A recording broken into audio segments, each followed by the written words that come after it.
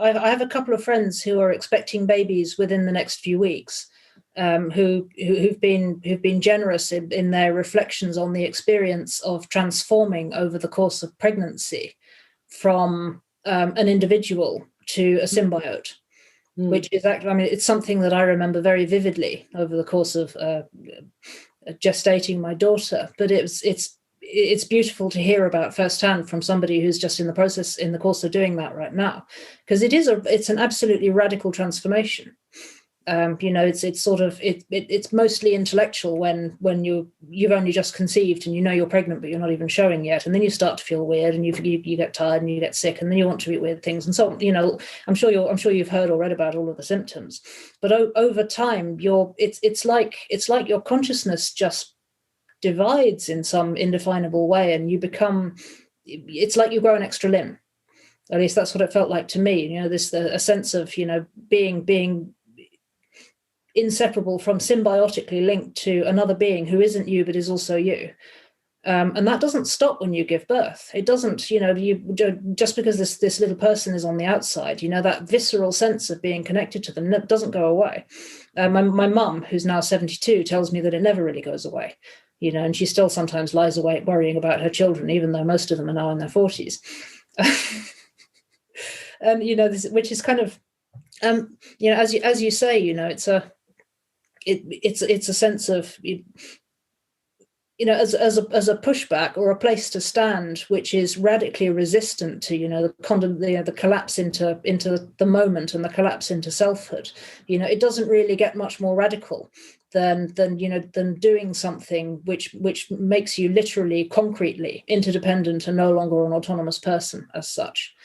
That engages all of these processes which make your body no longer really your own. All these involuntary things start to happen, which culminate in actual childbirth, which is, I ended up having an emergency C-section, which was absolutely not within my control and was a frightening experience.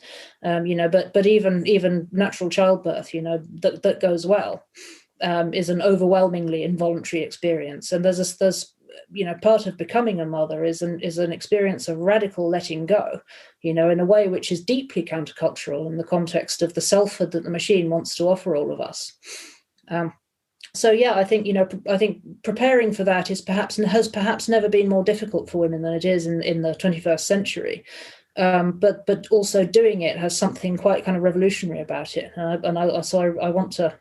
I feel like we should celebrate everybody who decides that they're going to become pregnant, despite all of every single one of the sort of cultural and aesthetic and subtle pressures that exist on us to just stay lonely in our bodies. Totally agree. Yeah, I think it is revolutionary. Especially, we're very comfortable with thinking about ourselves as extended into our phones, right? You leave your phone somewhere, you're like, I know where it is. I know, there's this weird uncanniness at which you are extended to it. But even the logic of like your mother, like thinking about things from her vantage point, and that you are an extension of her, even more deeply than the way that your phone is an extension of you, is something that is just not, I think, generally understood, especially if you haven't gone through the process of actually becoming your mother in some sense and seeing the world from her perspective.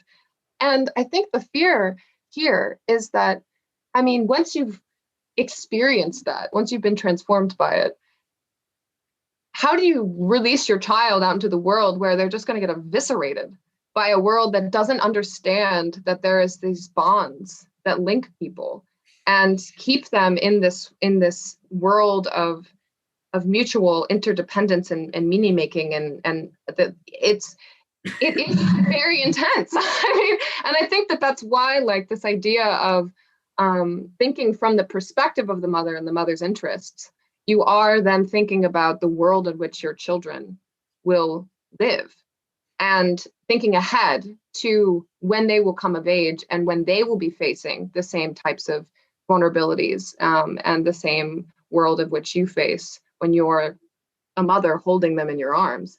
And it gives, I think for me, and I haven't gone through, I'm not a mother yet, but I have this sense of what it would be like in an intellectual way.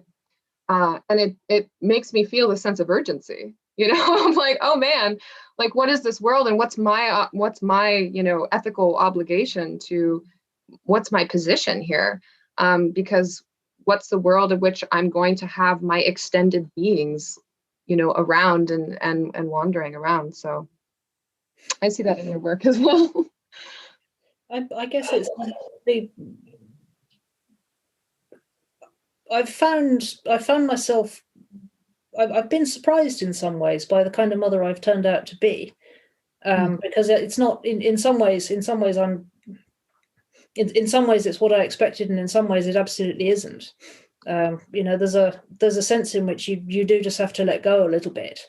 Not to the point of just letting your kid do whatever the hell they want, but but it's also true that we live in the world we live in, and there are concrete steps you can take to try and choose the best corner of it that you can, or choose do your best to shield, to keep away noxious influences as much as you can.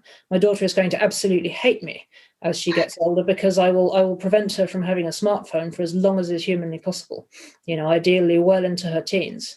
She's going to be texting me from a Nokia brick and absolutely hating it. I was forbidden to watch TV when I was a kid. I really don't care about her watching TV.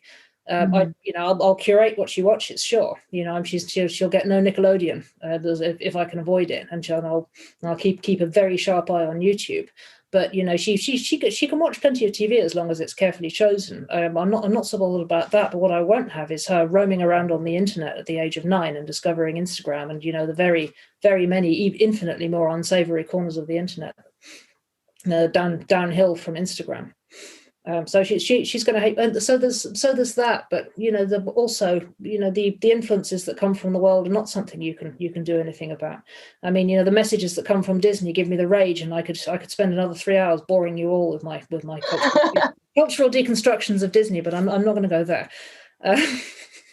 These two, I've kind of resigned to the fact that this is a lot of this is just the world that we live in, and you do just have to let go a little bit and say, well, you as long as you're modeling,